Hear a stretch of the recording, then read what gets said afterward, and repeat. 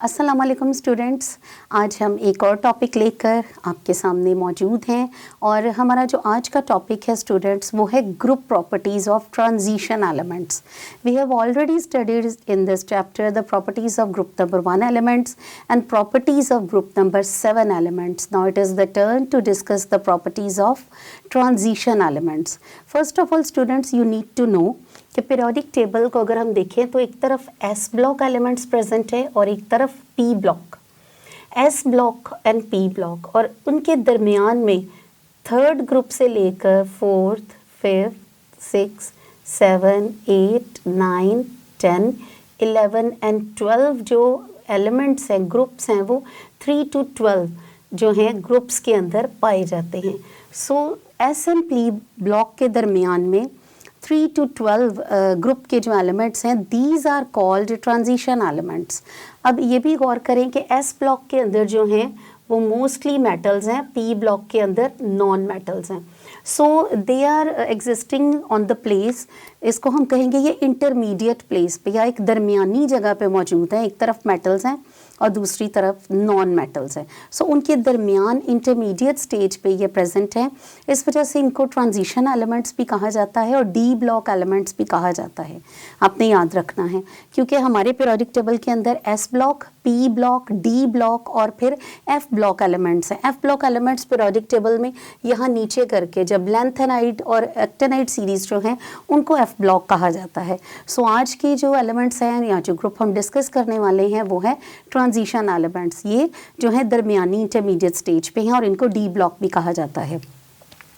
अब इनके जो है मेन मेंबर्स की बात कर लेते हैं। फॉर एग्जांपल इनका जो मेन मेंबर है वो है आयरन, लोहा, Fe जो है वो उसका सिंबल है। दूसरा है जी कॉपर, जो कि हम अपने जो है अक्सर यूज़ करते हैं वायरिंग के अंदर, मेटल है। फिर है जी सिल्वर, चांदी जिसको बोलते हैं, Ag। फिर है सोना, Au। सो सोना, चांदी, लोहा, कॉपर, ये सारे जो हैं मेटल्स वो इस ग्रुप के अंदर से बिलोंग करते हैं और ये बहुत इंपॉर्टेंट है। अभी हम देखते हैं बहुत सारी जगहों पर जो है यूज़ होंगे, इनका इस्तेमाल है। सबसे पहले देखते हैं कि इनकी पहली प्रॉपर्टी क्या है। They all are hard. अब मेटल्स का नाम चूँकि जहन में आता है तो हमें पता है जितने भी मेटल्स हैं वो बहुत हार्ड होंगे और दूसरी बात इनकी डेंसिटी जो है स्टूडेंट्स वो बहुत हायर है और इनके मेल्टिंग एंड बॉइलिंग पॉइंट्स भी बहुत ज़्यादा हैं क्योंकि बहुत जल्दी मेटल्स को पिघलाना आसान नहीं है। सो बहुत हाई रेट पे कहीं जाके ये जो है मेल्ट होते हैं और इसकी वजह भी है। इसकी वजह ये है they have strong intermolecular forces of attraction. लोहे की बात करें तो किस टेम्परेचर पे जाके हम लोहे को पिघला सकते हैं और इसकी साइंटिफिक रीज़न ये है कि दे हैव स्ट्रॉन्गली अटैच्ड, इनकी इंटरमॉलिक्यूलर फोर्सेस जो हैं वो बहुत स्ट्रॉन्ग हैं।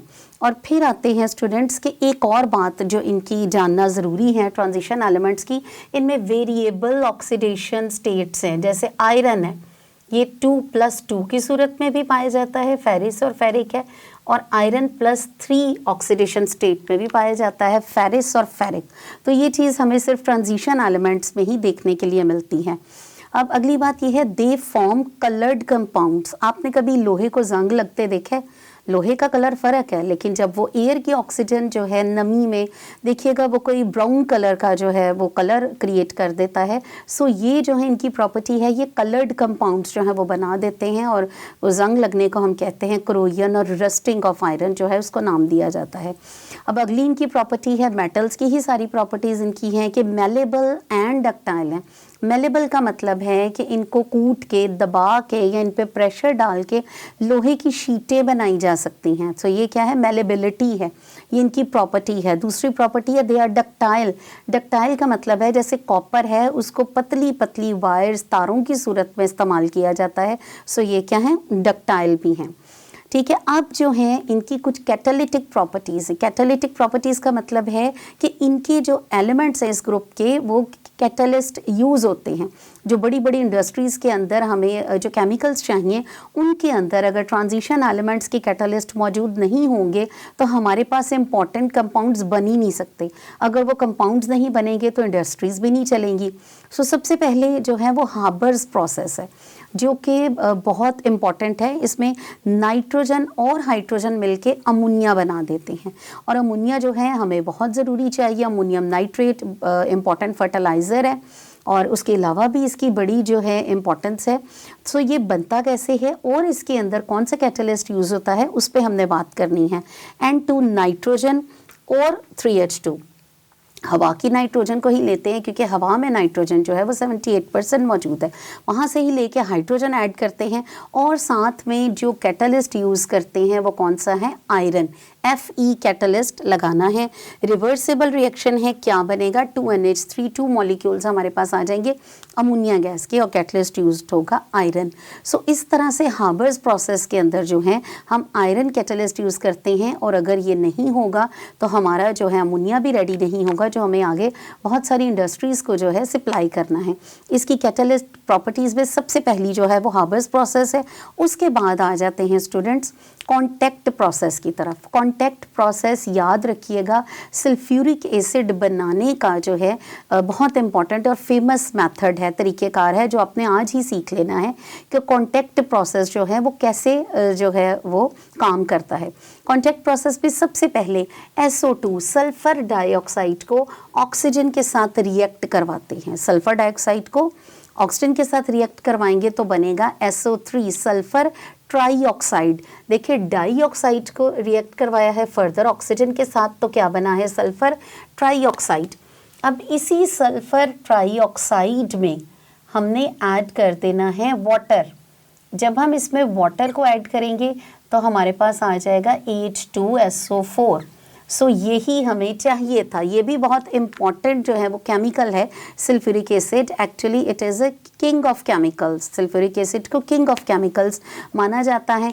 और इस सारे प्रोसेस के अंदर सल्फ्यूरिक एसिड बनाने का तरीका कॉन्टैक्ट प्रोसेस है, अमोनिया बनाने का जो तरीका है वो हार्बर्स प्रोसेस है।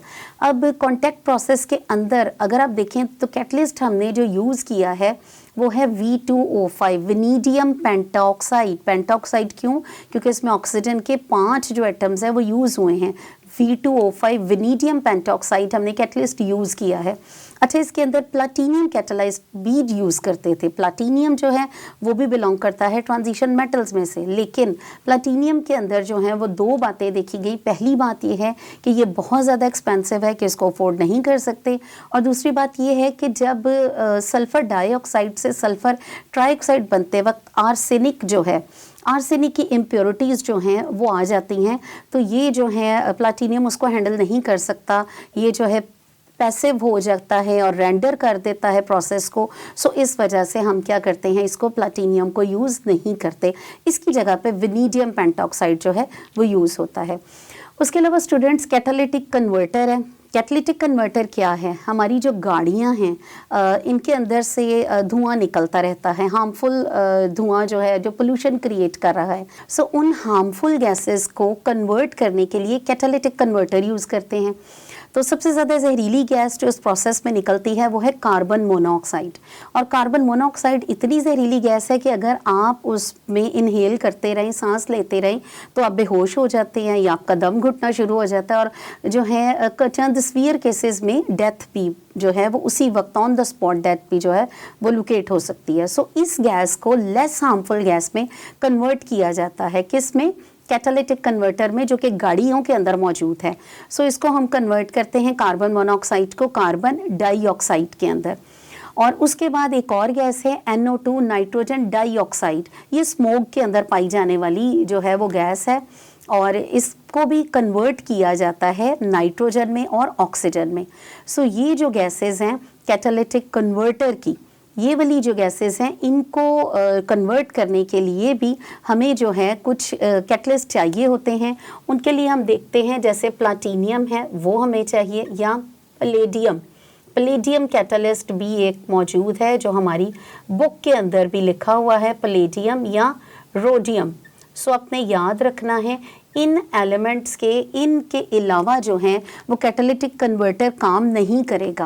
सो प्लाटीनियम, पलेडियम या रोडियम, ये जो है कैटालिटिक कन्वर्टर के अंदर यूज़ होते हैं और काम करते हैं, बहुत ज़्यादा जहरीली गैसेस को कन्वर्ट कर देते हैं लेस हार्मफुल गैसेस में। उसके बाद एक और जो है वो है हाइड्रोजनेशन ऑफ वेजिटेबल ऑयल। ये भी प्रोसेस इंडस्ट्रीज़ के लिए बहुत इंपॉर्टेंट है। इसमें क्या होता है, इसमें हाइड्रोजनेशन ऑफ वेजिटेबल ऑयल में वेजिटेबल ऑयल लेंगे और वेजिटेबल ऑयल में हाइड्रोजन गैस को ऐड करेंगे तो क्या बनेगा? मार्जरीन। मार्जरीन का नाम जो है वो आपने सुना होगा, बटर के साथ ही। अच्छा, इस प्रोसेस के लिए ऑयल को, वेजिटेबल ऑयल को मार्जरीन में कन्वर्ट करने के लिए हमें जो कैटलिस्ट चाहिए स्टूडेंट्स, वो है निकल। निकल जो है ये कैटलिस्ट हमें चाहिए। अब ऑयल जो है वो ऑयल लिक्विड हालत में है, इसमें हाइड्रोजन ऐड करेंगे तो बनेगा मार्जरीन।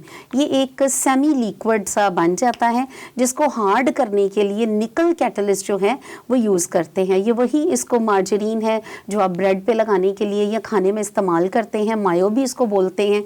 सो ये जो है जब हम बनाते हैं तो निकल कैटलिस्ट डालते हैं तो ये हार्ड फॉर्म में मौजूद हो जाता है। सो यहाँ पे भी हमें जो कैटलिस्ट चाहिए वो हमारे पास जो ट्रांजिशन एलिमेंट्स हैं उनसे ही मौजूद है और उनके बगैर ये काम नहीं करेगा। सो ये कुछ ट्रांजिशन एलिमेंट्स की प्रॉपर्टीज़ थी जो मैंने आपके साथ डिस्कस की हैं और कुछ कैटलिस्ट पे बात की है जो हमने आज सीखे हैं। इसके अलावा स्टूडेंट्स एक छोटा सा टॉपिक जो है उसके साथ ही मौजूद है, properties of noble gases. So noble gases जो हैं उनके बारे में देख लें। जैसा कि नाम से जाहिर है, नोबल हैं, नॉन रिएक्टिव हैं, किसी को तंग नहीं करती। हमारे पीरियोडिक टेबल में सबसे एंड पे जो है, बिल्कुल एंड वाले कॉर्नर पे ये मौजूद हैं और मोस्टली ये रिएक्शन किसी के साथ भी नहीं करती। कौन सी गैसेस इनमें शामिल हैं? सबसे पहले helium, neon, argon, krypton, xenon and radium. ठीक है, ये सारी की सारी जो हैं ये कौन सी गैसेस हैं? नोबल गैसेस हैं। अब ये ग्रुप नंबर 18 से बिलोंग करती हैं और याद रखिएगा ये ऑलवेज, हमेशा जो हैं ये मोनो एटॉमिक यानी एक ही एटम के तौर पे पाई जाएंगी। इनके साथ हम 2, 3 इस तरह से नहीं लिख सकते। सो ये मोनो एटॉमिक फॉर्म में एग्जिस्ट करती हैं और बहुत ही लिटिल रिएक्ट करती हैं। बहुत ही कम है कि ये रिएक्ट करें, अव्वल तो करती नहीं है, नॉन रिएक्टिव हैं, लेकिन अगर करेंगी भी तो बहुत ही कम। और याद रखना है जितनी भी ये गैसेस हैं इन सब का जो बॉइलिंग पॉइंट है वो बहुत लो है, वेरी लो बॉइलिंग पॉइंट है। सो अपने एमसीक्यूज़ के पार्ट को या शॉर्ट क्वेश्चंस आपको नोबल गैसेस के बारे में आ सकता है तो आपने इनकी जो प्रॉपर्टीज़ हैं इनको पॉइंट्स बना के अच्छे से लर्न करना है। और ट्रांजिशन एलिमेंट्स भी हमारे सिलेबस में डिटेल में हैं, इनकी catalytic properties, catalytic converter, hydrogenation of vegetable oil, ये सारी चीज़ें जो हैं ये भी हमारे सिलेबस में मौजूद हैं जो एज ए लॉन्ग क्वेश्चन भी आपसे पूछा जा सकता है या फिर शॉर्ट क्वेश्चंस और एमसीक्यूज़ के तौर पर भी आपको आ सकता है। और आपने इसको अच्छे से जो है इस टॉपिक को अपने एग्ज़ाम्स के लिए रेडी करना है। सो ये था हमारा आज का टॉपिक और मैं उम्मीद करती हूँ कि आपको समझ आ गया होगा। आज के लिए इतना ही था। अल्लाह हाफ़िज़।